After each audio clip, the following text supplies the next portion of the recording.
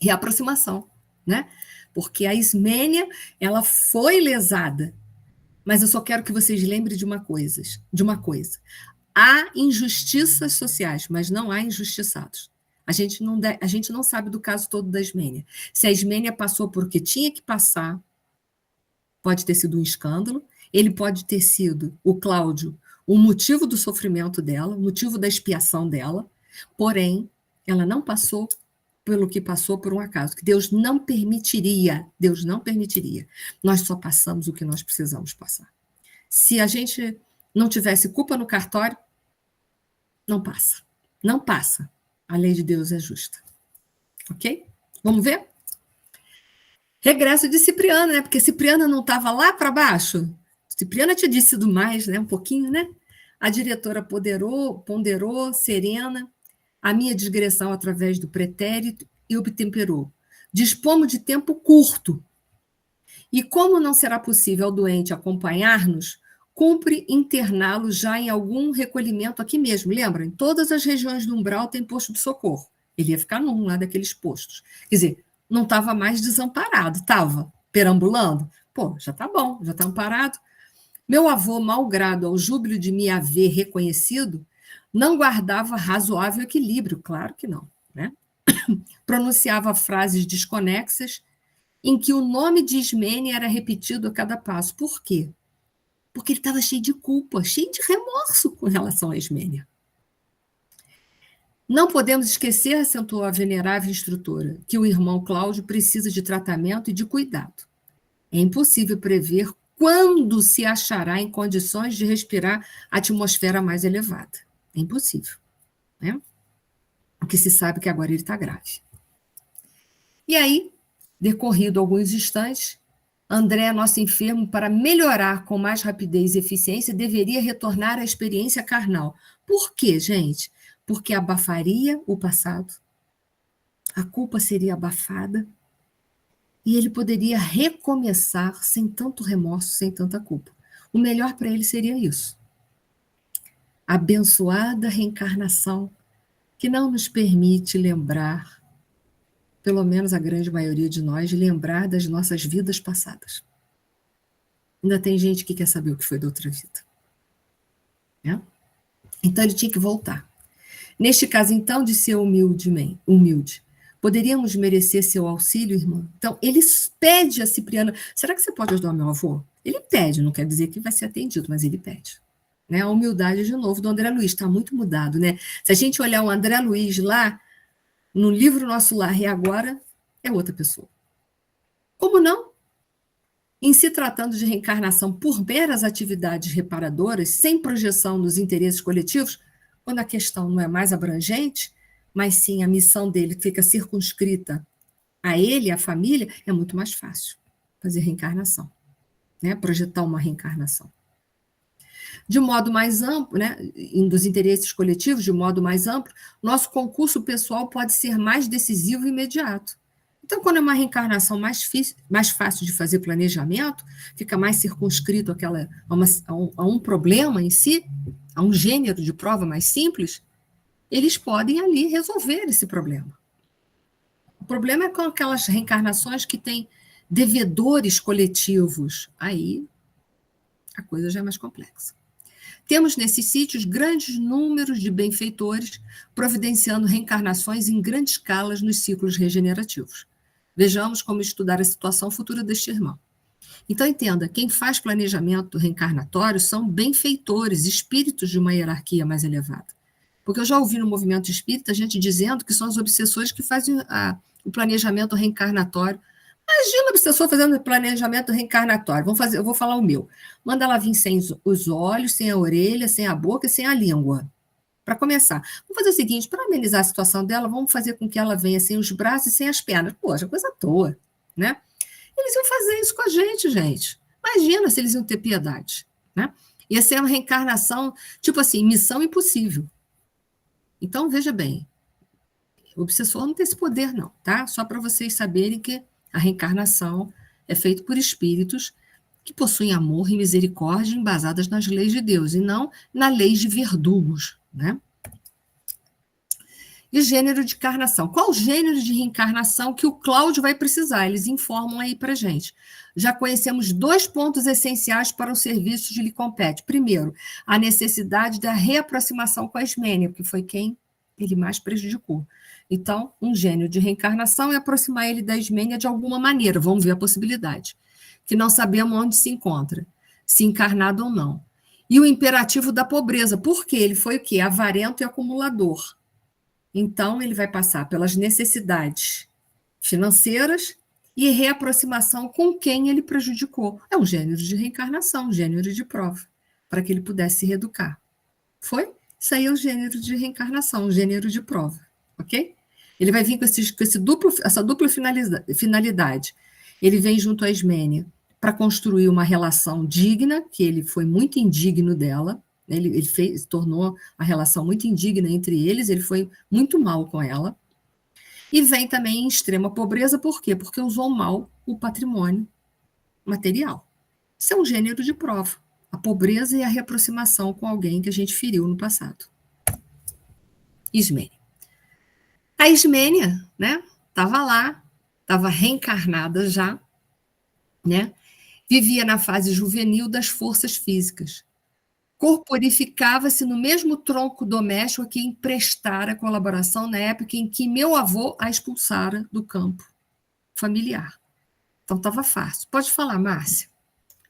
Ela teve uma reencarnação rápida, né?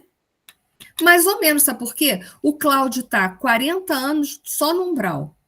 Ao que me parece, a Ismênia foi jogada para a vida, a gente não sabe particularidade, mas assim que os pais dele morreu, ele devia ser relativamente jovem, se a gente for pensar, né? Provavelmente tem mais de 50 anos aí, um hiato. E se ela foi jogada na pobreza, eu estou aqui deduzindo, né? Ela não deve ter tido, quero crer, vida muito longa.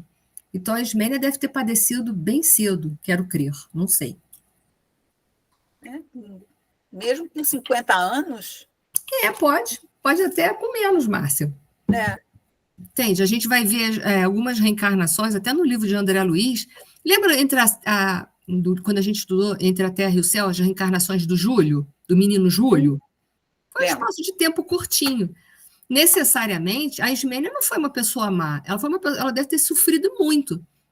Então, ela deve ter desencarnado, mas não com culpa, mas em muito sofrimento, somente pela vida que ela teve que viver. Tanto é que a gente vê que ela não tem ódio do Cláudio. Ela já tinha perdoado, é uma alma com o que a mais, com uma evolução. Então, provavelmente, ela desencarnou e logo eles já prepararam, dali mais um tempo, a reencarnação dela. Ela deve ter desencarnado bem antes do Cláudio, quero compreender dessa forma, né? Porque o Cláudio chegou a participar da vida de criança do André Luiz. Então, a gente vê que ele viveu um pouco mais, né?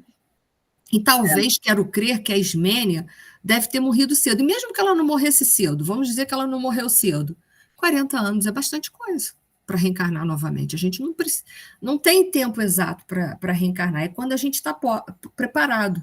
Se com 10 anos a gente está preparado, beleza. Se com 30 anos, lembra o caso do Ricardo e da dona Laura? Em 30 anos foi preparado, o Ricardo foi antes, dona Laura foi depois. Não é preciso muito tempo, depende do que o espírito oferecer, ou depende das oportunidades que aparecerem para o espírito reencarnar. Estando preparado, estando em condições, vai. Ver o Cláudio, não vai ter uma reencarnação, vai ter uma reencarnação compulsória, provavelmente. Em que o Cláudio vai poder dar pitaco na reencarnação dele? Nada. Totalmente perturbado. Foi ou não? Foi. Orientações de Cipriano. Nosso amigo, durante 2 anos aproximadamente, não poderá ausentar-se desta casa de assistência fraterna. Então, durante 2 anos, ele vai receber auxílio nesse posto de socorro no umbral. Para quê? Para eles irem preparando o Cláudio para as provas que ele vai ter que enfrentar. Olha a misericórdia divina, a gente erra e ainda recebe ajuda, né? Permanece ainda profundamente identificado com a atmosfera desses sítios, né? Ainda está muito apegado naquela região. Visitá-lo-emos seguidamente, amparando com os nossos recursos até que possa respirar de novo nos ares da crosta, até que possa reencarnar. Então, ele vai ser preparado o máximo possível para que ele possa reencarnar e dar tudo certo, porque as nossas reencarnações são projetadas para a gente sair daqui com nota 10, gente. Entenda isso. As nossas reencarnações não são projetadas para serem fracassos. Então, é dado tudo para a gente poder sair daqui fortão, vitorioso. É de notar que a mente dele não se libertará das teias da incompreensão com facilidade. Ele está com muito remorso, né? E nesse estado, não volveria com êxito ao educandário da carne, porque a culpa poderia ser tão grande que poderia provocar na Ismênia um aborto espontâneo. Ele poderia se sentir tão indigno de voltar que poderia acontecer isso. Isso é um exemplo que eu estou dando. Não significa que é sempre assim, tá? Mas é um exemplo. Ele não aproveitaria. Poderia acontecer um aborto espontâneo, poderia, durante a vida, não aproveitar o suficiente aquela oportunidade. Então, tudo que a espiritualidade puder preparar aquele espírito para tirar uma nota boa na reencarnação, para sair daqui vitorioso, eles vão fazer. As nossas reencarnações são projetadas, planejadas para dar certo e não para dar errado. Isso que eu falei, se o obsessor fosse fazer, ele ia planejar para tudo dar errado, para a gente não conseguir ir para lugar nenhum. Por isso que não tem sentido, é uma coisa ilógica. Tá? Vamos lá?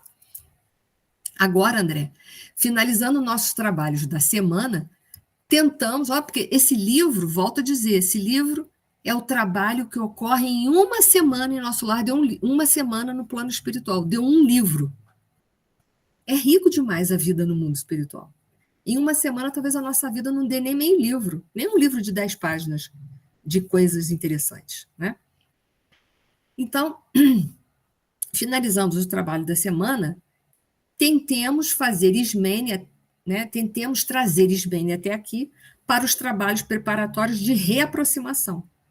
Achando-se presentemente na juventude terrestre, provavelmente nos auxiliará no momento preciso, recebendo o irmão perturbado em seu próprio instituto doméstico. Antes de mais nada, porém, necessitamos da simpatia dela em face do nosso programa de reerguimento. Por que a simpatia da Ismênia é importante? Porque se ela rejeita o Cláudio, a gravidez do Cláudio, pode também ter um aborto espontâneo. Então, tudo é planejado para dar o quê? Certo. E aí a gente vai ver o encontro dela.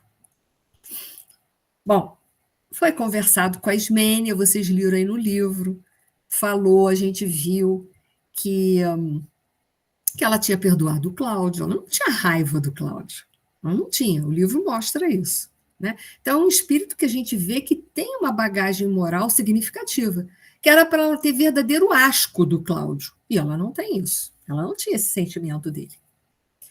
Mas aí, ela aceita, mas ela vai solicitar algo em troca. Olha que interessante. Algo que fecha tudo na chave com perfeição. Minha mãe, se eu puder rogar-vos alguma coisa, se eu puder, ela pede se puder. Se ela não puder também, isso está desvinculado ao que foi pedido a ela. Olha que alma, que grandeza de alma tem essa Ismênia. Ela vai pedir, mas não está atrelado ao que ela vai pedir, ela fazer o que eles pediram. Se o que ela pedir não for viável, não tem importância, eu recebo o Cláudio assim mesmo. Né? Olha que grandeza de alma tem esse espírito. Minha mãe, se eu puder rogar-vos alguma coisa, peço-vos auxílio para Nicanor. A gente vai ver que é a pessoa que ela ama, que é um pedreiro. Somos noivos há 2 anos, mas somos pobres. Então a gente vê que ela vivia a pobreza muito áspera. Acha que Ismênia não tinha karma na questão financeira? Já foi lesada pelo Cláudio e agora nasce na pobreza de novo. É isso que eu quero mostrar para vocês, que o acaso não existe, a gente não passa por determinadas coisas porque Deus estava tirando um cochilo depois do almoço. Há injustiças sociais, mas não há injustiçados, tá? O Cláudio errou porque ele serviu de instrumento do mal. Porém, a Ismênia passaria dificuldades de qualquer maneira, tá? Por isso que Jesus disse assim, o escândalo tem que vir, mas ai daquele por quem vem. A expiação tem que vir, mas ai daquele por quem, né, vem. Ok, tudo bem, Márcia. Boa noite para você. Márcia Balter, que eu estou falando. E aí ele continua. Trabalho na indústria de tecelagem com salário reduzido para ajudar a manutenção de nossa casa. E Nicanor é pedreiro, quer dizer, vive na dificuldade, o dinheirinho ali contado. temos, né, que eu botei temos, mas temos sonhado com a organização de um lar pequeno e modesto sob a proteção da divina providência. Poderíamos aguardar a aprovação de Deus? Ela solicita. Será que vocês abençoariam o nosso casamento para a gente poder casar um pouco antes? Né? Olha que espírito. Ela é alguém que faz a diferença, né? A jovem não sabia como interpretar aquelas evocações, mas nossa diretora, Cipriana, cingindo-lhe os lobos frontais com as mãos, a envolvê-lo em abundantes irradiações magnéticas, insistia meiga, provocando a imersão da memória em seus mais importantes centros perispiríticos, para que ela voltasse o mínimo ao passado, mas voltasse. Para que tivesse certeza de que ela tinha condições verdadeiramente de receber o Cláudio e que verdadeiramente tinha perdoado o Cláudio. Então era necessário para poder fechar esses trâmites, ok? Então eles vão abrir as janelas do passado um mínimo, só para ter certeza de que ela está lúcida daquilo que ela está aceitando. Revê o pretérito, minha amiga, para bem servirmos a obra divina.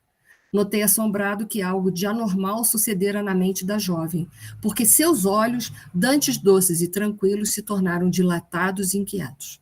Tentou recuar ante a súplice expressão de meu avô, mas a energia de Cipriana a conteve, evitando-lhe a expansão dos impulsos iniciais de medo e de revolta. Agora sim, lembro-me, gemeu, aterrada. Quer dizer, ela recorda o que aconteceu com ela, para ela entender que o Cláudio que ela vai receber é esse que tanto prejudicou ela. E aí a gente vê mais ainda a grandeza de Ismênia. Bem-aventurada seja tu, querida filha, que compreendeste conosco o celestial ministro da mulher nobre, sempre disposta à maternidade. Então, ela recorda, sabe quem é o Cláudio, entende as condições do Cláudio, perdoa o Cláudio e aceita recebê-lo como o primeiro filho dela. Essa alma tem uma grandeza ou não tem, gente? Por muito menos a gente está pegando os nossos desafetos, assim, familiares, e tentando comprar uma passagem para eles de Marte só de ida sem volta. Por muito menos. Eu estou brincando, mas é verdade, né? E ela aceita. Pode vir, pode ser meu primeiro filho, eu vou amar muito esse menino. Olha, gente, isso não é para qualquer um. Isso não é para qualquer um. Então, a gente terminou, a gente falou do essencial. Ismênia vai aceitar receber o Cláudio, ele vai ser o seu primeiro filhinho, ela está muito feliz que vai casar com o Nicanor, vão ter uma vida de dificuldades, o Cláudio vai nascer na pobreza, vai ter que trabalhar duro para construir de verdade a vida que ele construiu de mentira. Porque a vida dele, como Cláudio, foi uma mentira, foi uma ilusão. Ele agora tem que conhecer a verdade. Só é nosso aquilo que a gente faz por merecer, através do trabalho digno do dia a dia. A grandeza da Ismênia é algo que eu vou dizer para vocês. Tenho muito que aprender com ela, confesso. Porque a grandeza dessa alma de perdoar e amar é muito grande. Entenda, foi tirado dela tudo. Sabe-se Deus o que essa mulher viveu. Sabe-se Deus. Porque mulher naquela época não tinha lugar no mundo, entenda isso. Hoje a gente tem lugar no mundo. Apesar de todas as dificuldades que nós mulheres ainda vivemos, mas a gente tem um lugar no mundo.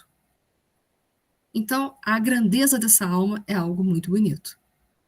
Digno de gratidão da nossa parte. Esteja onde Ismênia estiver, que ela receba o meu muito obrigada.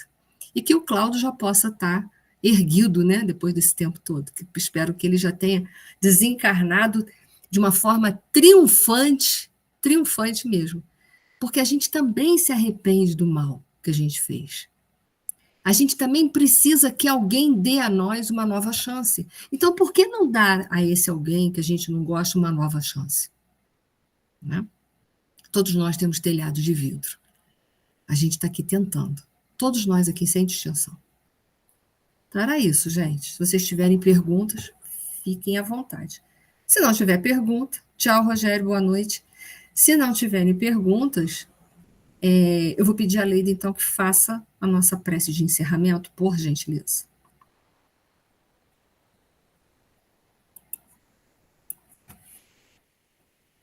Tem pergunta, não? Acho que não, Leida, acho que ficou por tua conta mesmo. Então, gente, semana que vem será nosso último capítulo. Como último capítulo que vai se fazer, eu já peço a vocês que vocês já vão entrando no grupo de libertação, convide os seus amigos através do link, que eu vou botar lá de novo no nosso grupo do Mundo Maior. Podem convidar quem vocês quiserem, desde que a pessoa tenha noção de doutrina espírita, para não chegar aqui e ficar sem saber do que está se tratando. Todos são muito bem-vindos. Todos vocês são bem-vindos ao novo estudo, do novo livro, que é a Libertação. Então, obrigada, Ricardo.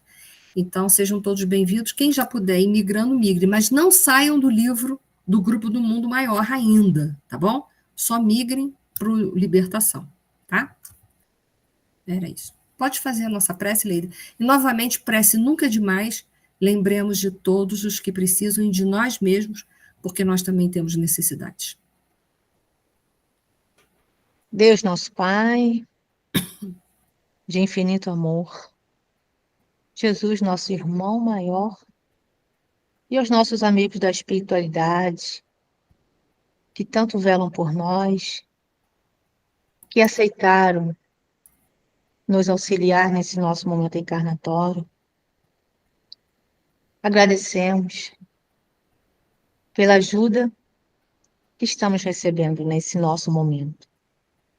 Bem como também agradecemos a todos aqueles encarnados que, próximos ou distantes, também velam por nós, vibrando para as nossas realizações, para os nossos entendimentos,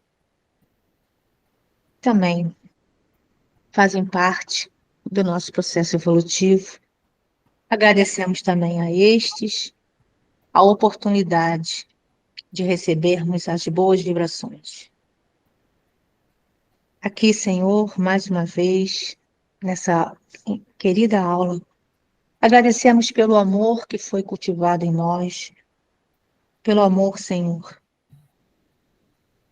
que compreendemos, que entendemos e que podemos disponibilizar aqueles que estão próximos, aqueles que estão distantes, aqueles, Senhor, que não o conhece, aqueles que não conhecemos, mas que por um pedido, por uma emoção, direcionamos também uma prece para auxiliar, para ajudar, para direcionar os irmãos, Senhor, que ainda não te conhecem, que ainda não te sentem no caminho do processo evolutivo de cada um.